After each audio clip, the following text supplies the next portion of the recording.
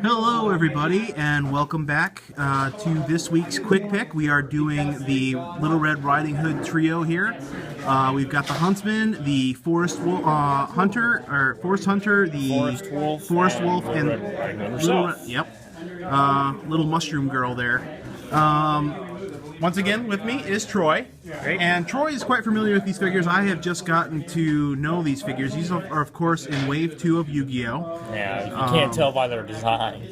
Yeah, they are an interesting 160 points of just potential damage.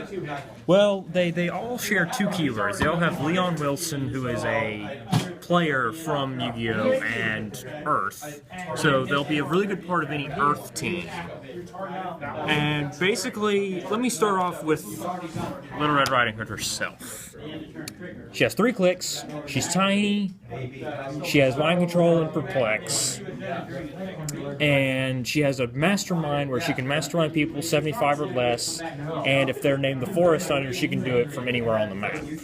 Which, amazing support piece for 49 points. Being teeny, the Hunter, like if you're playing the Hunter, you better be carrying her around. That's true. That makes him into a nice little, 103 point combo? 100 point. 100 point combo. No, 106 point.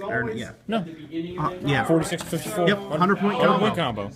So, but really, you don't want her to survive too long, because when she gets KO'd, every character that shares a keyword with her, which would be Leon Wilson or Earth, or if she has a ring, or she's on GW Bridges' team, or anything like that, they get +1 attack for the rest of the game. So you kind of want to get adorable, her, but you kind of want to get her out first. you want her to go through those dark woods to the dangerous places. Just saying. Yeah. Have her go out there and do some mind controlling. Push her, have her to mind control, a couple 150 point pieces, taking those clicks of damage. But then again, she does provide that perplex, which it's true, but gives him the +1 attack potentially, anyways. Which we're talking the Hunter here. Yeah. But then again, you want everybody. If you're playing a larger force, you want everybody to get that bonus. There's that, and the reason I believe that she's 3 clicks is because they want that ability to go off. So if somebody does catch her, unless they specifically ignore her, which are having to ignore a mind control and perplex piece, she's gonna go, and you're gonna get your bonus. Yep. The Forest Hunter is a fantastic 54-point piece. Yeah, he's starting click. He's got combat reflexes there with a 17 defense, which is automatically good tie-up. Having range combat expert on top of the sharpshooter, that's going to make him precision strike. Anyone that, base him next to somebody that you think has a high, he's a close in, even though he looks like a ranged person, you want him in their face. Yeah.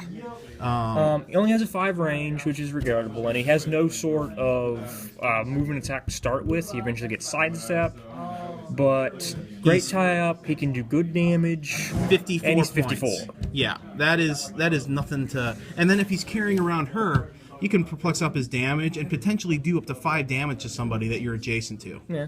Or when she's gone, he's going around with an 11 attack. Now we've got, what else we got here? The Forest Wolf. The Forest Wolf is an interesting beast, no pun intended. Yes. It's your classic close combat piece. A lot of exploit weakness. It's got some precision strike. Good stats throughout. Not too high defense. Goes 3. Close combat expert. Blades claws. Only has 6 clicks. So out of these 3, the Wolf is probably going to be doing the most damage. Yeah, but at the same time, the potential for him, this one is unpresuming damage. Yeah. This one is, he's a straight up brawler. Honestly, you put him on the map, you're gonna get a chuckle from the opposing character. Oh yeah. And I pulled 2 today when I purchased my Yu-Gi-Oh. The thing about the Forest Wolf is that you don't want to KO anybody with it, because it says when it KOs somebody, you put that character on his card. And when he is KO'd, they go back onto the field where he was, and they heal 1 click from their last click. So you don't want to KO anybody with him. You just want to do good damage to where one of these 2, or she can use an opposing character to finish off the character. Now, my argument in all this, although he does a lot of damage, if I have to sacrifice one person from this, it'd have to be him. I can understand that. These two right here, 100 points, easy to fit on. I would say, we were talking about earlier, like any Earth team, this is going to be a helpful combo. Oh, yes. Any circumstance where you put them on the map, like she can also act as an interaction, like a delay piece. It's like, I don't want the rest of their team to get +1 in the fence. Put her out there and just be. You have a perplex and mind control that's completely safe. Yeah. Well, not completely safe unless they want to deal with the +1 to attack for the rest of the game. Yeah. So these three here, I would say, are an interesting trio.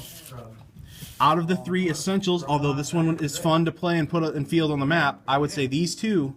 I would say the Forest Hunter is the best out of Forest Hunter is the best out of the three for purposes with attacking, but having her on the field. Well, for purposes of combat. For purposes and she of combat. needs an entire team around her. He can be played by himself and is completely fine. In a sealed event, though, if you happen to pull these two, you got to play them together. You got to play them together.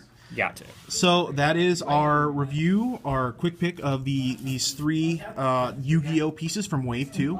If you're ever in Savannah, Georgia, come and visit us at Morningstar Games. And thanks for watching. If you like this video, subscribe, like, and tell us what you want to see in the future. Until next time. Bye.